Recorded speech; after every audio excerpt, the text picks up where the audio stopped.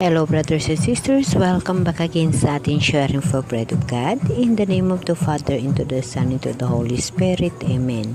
Lord Jesus Christ, nagpapasalamat ako sa iyo sa pagkataon na ito na ibinigay mo sa akin na ako'y nakalinay-linay sa pagbasa sa Bible at aking naunawaan ang iyong mga habilin at aking ito'y susundin at aking lubos na unawain at aking ibahagi sa aking pagbibidyo upang mapapasa at maririnig ng aking mga kapatid at sila rin magkaroon ng inspirasyon upang mithiin nila ang pagbasa sa Bible upang magkaroon ng pagkakataon na paghanda sa pagsalubong sa iyong pagbabalik.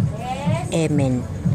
Kapatid, ibabahagi ko sa inyo ang aking nabasa ayon dito sa pahayag chapter 21 verse 22. Ito yung vision ni Juan or pinakita ng mahal na Diyos sa vision ni Juan na sa bagong lupa at sa bagong langit ay ito ho yung makikita natin or makikita or iyon talaga ang mangyayari. Ito ay nasa verse 22. Napansin ko na walang templo sa lungsod sapagkat ang Panginoong Diyos na makapangyarihan sa lahat at ang Kordero ang pinakatemplo roon. Hindi na kailangan ang araw o ang buwan upang liwanagan ang lungsod, pagkat ang kaningningan ng Diyos ang nagbibigay liwanag doon at ang Kordero ang siyang ilawan. Napakaganda kapatid, So ibig sabihin kapatid, sa bagong langit at sa bagong lupa na ibinigay ng Diyos kasama natin ang mahal na Diyos, ito ay sa magtatagumpay sa atin na mga tao na nampalataya at nagtiwala sa Diyos at makamit natin ang pagtagumpay, makamtan natin ang tinatawag na pagsunod sa mahal na Diyos at tayo ay magdinalagon. Magkaroon tayo ng victory sa mga trials natin sa buhay at tayo ay magkaroon ng pagkakataon na makasama natin ang mahal na Diyos sa bagong lupa at bagong langit na kung saan ay walang ilawan, walang templo. Ang magbigay ng liwanag sa atin ay ang ating mahal na Diyos, ang Kordero. Ang mahal na Diyos ay kasama natin at siya yung ating ilaw. Hindi na kailangan ang araw o ang buwan upang liwanagan ang lungsod pagkat ang kaningningan ng Diyos ang nagbibigay liwanag doon at ang Kordero ang siyang ilawan. So, mga kapatid, napakaganda, Sa liwanag nito'y lalakad ang lahat ng tao at dadalhin doon ng mga hari sa lupa ang kanilang kayamanan. Mananatiling bukas sa buong maghapon ang mga pinto ng lungsod sapagkat hindi na sasapit doon ang gabi. So mga kapatid, di ba napakaliwanag? Ito ho ay nakasulat sa Bible na ang bagong lupa at ang bagong langit na ibibigay ng Diyos, ito ay hindi isasara ang pinto. Ito ay bukas sa buong maghapon. Napakaganda, Ngunit ito kapatid, tandaan mo, hindi makapasok doon ang anumang bagay na marumi sa paningin ng Diyos. Ang sinumang gumawa ng kahihiyaan at ang mga sinungaling, yaon lamang may mga pangalang nakasulat sa aklat ng buhay na iniingatan ng Kordero ang makapasok sa lungsod. So mga kapatid, napakaganda. Napakaganda. At sad naman dahil na hindi lahat doon ay makapasok, lalo pa yung mga makasalanan, yung mga madumi, yung mga masama, yung mga ginagawa. So mga kapatid, dapat natin pag-aaralan yun. Ano ba ang aklat na buhay? Ang pangalan ay nakasulat sa aklat na buhay. Ano yun? Dapat natin malaman kung ano yung aklat na buhay na nakasulat ang ating mga pangalan. Yun ho yung susi upang makapasok tayo sa buhay na walang hanggan o sa bagong lupa o bagong langit na ibinigay ng Diyos. Ano ho yung tinatawag na aklat ng buhay? So mga kapatid, ayon sa kasulatan sa Pahayag chapter 2 verse 17, babasahin natin mga kapatid. Sa verse 17, chapter 2, dito makikita natin kung ano ba yung aklat ng buhay. Dahil dito, lahat ng mga tanong natin at ang gusto nating malalaman ay ating makikita. Kung may pandinig kayo, ito ay nakasulat sa Pahayag 2 verse 17, kung may pandinig kayo, dinggin ninyo ang sinasabi ng Espiritu sa mga iglesia. Sa magtatagumpay ay ibibigay ko ang nakatagong pangkain mula sa langit. Bibigyan ko rin ang bawat isa sa kanila ng puting bato na kinasusulatan ng isang bagong pangalan na walang sinumang nakakaalam maliban sa nagtanggap niyon. So mga kapatid, diba napakaganda? So makikita natin kung ano ba yung bagong pangalan, no? At ang puting bato, ano ba yung mga ibig sabihin? Alam nyo ba mga kapatid, para sa akin yung tinatawag na puting bato ay ito ho, yung kahulugan ay tinatawag na natanggap na tayo ng Diyos at magkaroon tayo ng tinatawag na pagkakataon na makakain ng pagkain ng Diyos. Ang pagkain ng Diyos na nakatago sa langit, ito ay simbolo ng spiritual life. Ito yung words of God. Ito yung mamanahin natin, yung words of God. Ang pagkain ng Diyos, ito ay isang spiritual na pagkain na nagbibigay lakas sa ating panampalataya. Ito ay ang tinatawag na puting bato na nakasulat yung ating pangalan. Ito yung tinatawag na kahulugan ay tinanggap tayo ng Diyos at tinanggap mo rin ang Diyos. No? So, babasahin natin dito sa chapter 6 verse 32. Babasahin natin dito ang dapat nating malalaman sa mga bahagi ng ating linay-linay dito sa Biblia, kung ano ba ang kahulugan ng puting bato at ang pagkain sa langit. Dito sa chapter 6 verse 32, dito mababasa natin ang isang balasahin na makasagot sa ating mga katanungan.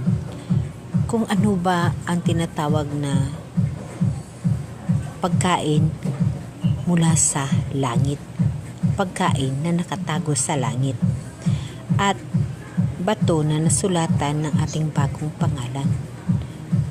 Inuulit ko, ang bato na sinusulatan ng ating pangalan ay isang simbolo na tinanggap mo na ang Diyos at tinanggap ka rin ng Diyos. At dito, ayon sa chapter 6 verse 32, sumagot si Jesus, dapat ninyong malaman, hindi si Moises ang nagbigay sa inyo ng pagkain mula sa langit, kundi ang aking Ama. Siya ang nagbigay sa inyo ng tunay na pagkain mula sa langit. Mga kapatid, di ba napakaganda? No? Sapagkat ang pagkaing bigay ng Diyos ay yaong bumaba mula sa langit at nagbigay buhay sa sanlibutan. Ito yung tinatawag na words of God. ang pagkain na nakatago sa langit. Ito ay simbolo ng ating panampalataya, ang simbolo ng tinatawag na spiritual life, no? Dito sa verse 35, mababasa natin, ako ang pagkaing nagbibigay buhay, sabi ni Jesus. Ang lumapit sa akin ay hindi na magugutom, at ang nananalig sa akin ay hindi na mauuhaw kailanman.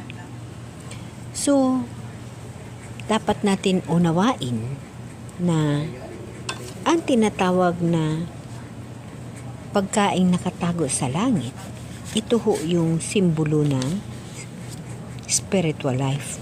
Ito ho yung panampalataya natin sa Diyos. Yung ating tinatawag na pagtitiwala, ang ating pananalig sa Diyos. Kaya, magkaroon tayo ng pagkakataon na makakain ng pagkain na nakatago sa langit. Kagaya ngayon mga kapatid, no? Kagaya sa mga Temple of Community. Lahat tayo ay nagkaroon na makakain tayo ng pagkain nakatago sa langit dahil nakikinig tayo sa mga pagbabasa ng Biblia ng ating mga kapatid. Kagaya ko, nagbibigay ako ng pag-uunawa ayon sa aking nababasa sa Bible, at kayong nakikinig ay nagkaroon kayo ng pag-asa na makakain ng pagkain na nakatago sa langit dahil kayo ay nakakinig nito. Ganon din ho sa Temple of Community.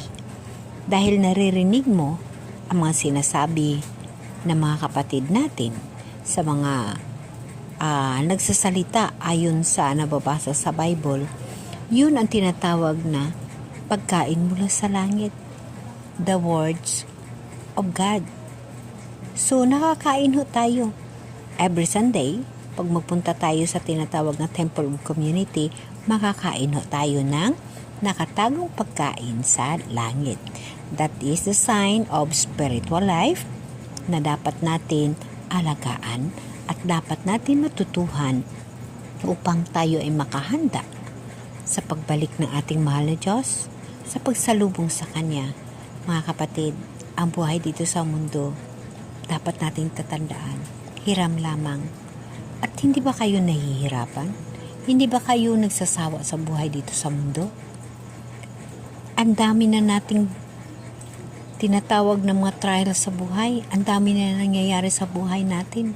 Paulit-ulit, nakakasawa. Bakit hindi natin mitiin?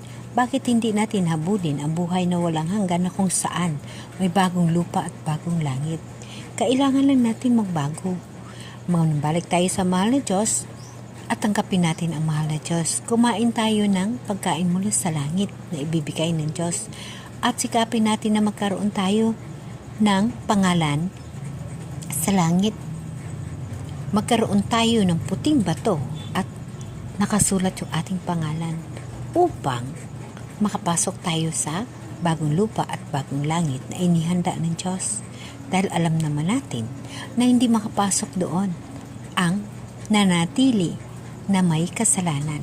So mga kapatid, kung anong mga kasalanan ang mayroon kayo, mayroon ako, mayroon tayo, kailangan na ho natin magbalik loob sa mahal na Diyos para lamang sa ating kaluluwa, para sa ating espiritu, para sa ating spirit na makapasok tayo sa bagong lupa at bagong langit na inihanda ng Diyos. Dahil hindi lahat makapasok doon dahil kung ikaw ay may kasalanan pa at hindi mo pa hinahingaan ng tawad sa mahal na Diyos, paano pa hindi ka makapasok? Sa mga kapatid, dapat natin unawain at pasalamatan na nakakain tayo ng pagkain mula sa langit, words of God's, upang makahanda tayo sa pagbalik sa ating mahal na Diyos at makasama tayo, mapili tayo na tupa ng Diyos at makasama tayo sa bagong lupa at bagong langit na inihanda ng Diyos para sa atin. Kapatid, alam mo ba na Nakakasawa ang buhay dito sa mundo. Paulit-ulit na mga sakit, problema, kahirapan. Ngunit kahit pa naman ang kanon, magpasalamat tayo. Dahil sa buhay na yon, nagkaroon tayo ng kaalaman at nalaman natin ang tama at mali. At nagkaroon tayo na eksperyensya sa buhay sa mundo. No? Sa ating nanampalataya sa Diyos, magtiwala lang tayo at umasa sa gahom ng Diyos. Alam ko na tayo ay magtatagumpay. Sa magtatagumpay, laging tatandaan, sa magtatagumpay, sa magkaroon ng victory, victory sa lahat ng laban sa buhay, ay makapasok sa bagong kaharian ng Diyos, sa bagong lupa at bagong langit. Mga kapatid, don't forget na hindi lahat makapasok. Lalo pa pag may kasalanan ka. Ay simulan mo na kung ano man ang nakalimutan mo ng mga pagkakamali, ng mga kasalanan, ibalik mo na sa mahal na Diyos. Humingi ka na ng tawad sa mahal na Diyos upang maihanda mo ang iyong sarili na at magkaroon ka ng pagkakataon na masulat ang iyong pangalan sa puting bato na iniingatan ng kordero. At pananatilihin ang pagkain mula sa langit. Pananatilihin mo ang pag-aral sa Words of God, ang pagkinig sa Words of God, kag-spread out mo rin ang iyong mga nasaksihan sa mahal na Diyos, ang kanyang kabutihan. Ang kanyang mga kabutihan na iyong na-experiensyan, mga mirakulo sa buhay mo, mga nangyayari sa buhay mo, na alam mo na namula sa Diyos, ibabahagi mo sa iyong mga kapatid. Huwag mong itago yan. Upang magkaroon din ng inspirasyon ang bawat isa sa atin. Kapatid, sa aking pamamaraan na ito yung pamaraan ko upang maipakita ko sa mahal na Diyos na ako ay gustong-gustong kumain ng pagkain na nakatago sa langit. At aking hinihingi sa Diyos na ako ay gabayan at tulungan pa na maging matatag at matanggal ang pagkamahiyain ko at bibigyan pa ako ng more of understanding sa mga nababasa ko sa Bible upang maunawaan ko ng lubos at aking maibahagi sa inyo. Mga kapatid, ito ang aking isang paraan upang ipakita sa mahal na Diyos na ako ay gustong magsalubong sa Kanya. Ako ay naghahanda sa aking sarili sa pagsalubong sa mahal na Diyos. Mga kapatid, ang nangyayari sa mundo ay hindi biro. Ngayong mga panahon, nakikita natin ang ating pangyayari sa mundo. Isang iglap lamang mangyayari ang dapat mangyayari ayon sa kagustuhan ng Diyos. Lahat tayo ay binibigyan ng mahal na Diyos ng pagkakataon. Lahat ng pangyayari sa mundo ay warning para sa atin. Binibigyan pa ho tayo ng pagkakataon. Kaya simulan mo na. Simulan mo na manumbalik loob sa mahal na Diyos. Simulan mo na mag-spread out ng words of God upang ang ating mga kapatid ay malalaman nila na ang dapat nilang gagawin ay ganon upang ang daan patungo sa mahal na Diyos ay mahawad. Diretso ang paglakad, kagaya sa atin. Nandito na tayo, alam na natin, kumakain tayo ng pagkain mula sa langit. Sa words of God, mayroon tayong panahon. Sisikapin natin na makakuha pa tayo ng ating mga kapatid na nangangarap na makita ang ating mahal na Diyos at makasama ang ating mahal na Diyos, na sila ay walang mga panahon. Kaya sa pamagitan ng aking pagbibideo, sa aking pagbubuis out, aking ibinabahagi ang aking pagsaksi sa kabutihan ng mahal na Diyos at aking ibinabahagi ang aking lubos na naunawaan ayon sa Biblia. Mga kapatid, lagi nating tatandaan na ang bagong langit at bagong lupa ay malapit na. Amen?